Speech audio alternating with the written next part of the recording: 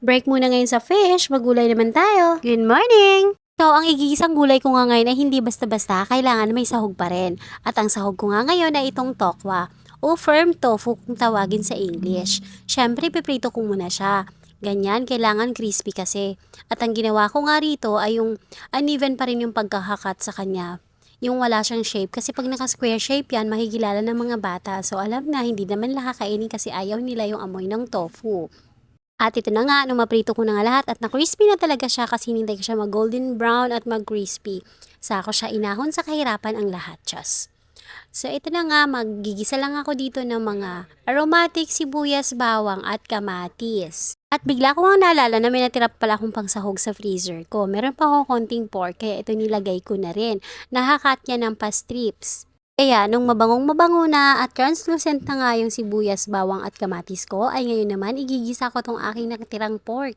Pandagdag lasa din to. Siyempre, titimplahan ng salt and pepper.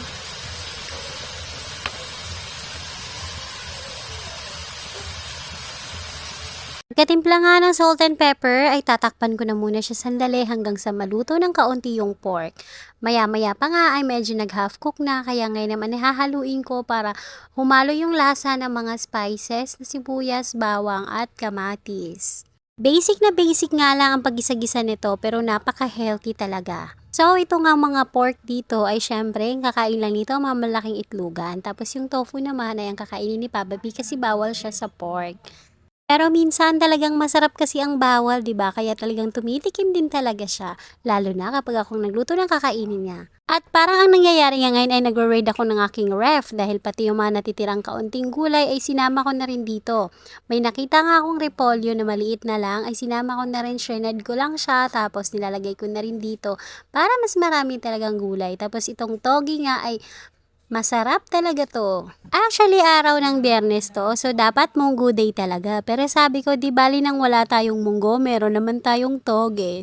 Meron naman tayong munggong nakatubo na. Toge, kung tawagin. Shoutout po sa mga hindi kumakain ng toge.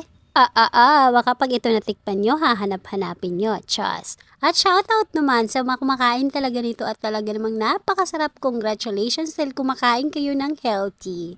Masarap mabuhay ng walang iniindang sakit. Kaya choose life, choose healthy food. Tagline yarn! At this point of my life nga, chas, English yun. O sa mga puntong to, ay inalagay ko na nga yung aking perinitong tokwa kanina. Ayan, toppings lang pala dapat yan. Pero hinalo ko na para mas malasa, para maiut yung lasa ng aking mga ginisa. At yung togi pa nga pala dito ay hindi naman siya masyadong luto. Medyo half cook lang kasi masarap to pag medyo half cook lang.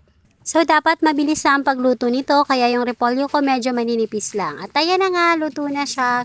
Pwede nang kainin. O, kain tayo. Salamat sa panonood. Bukas ulit.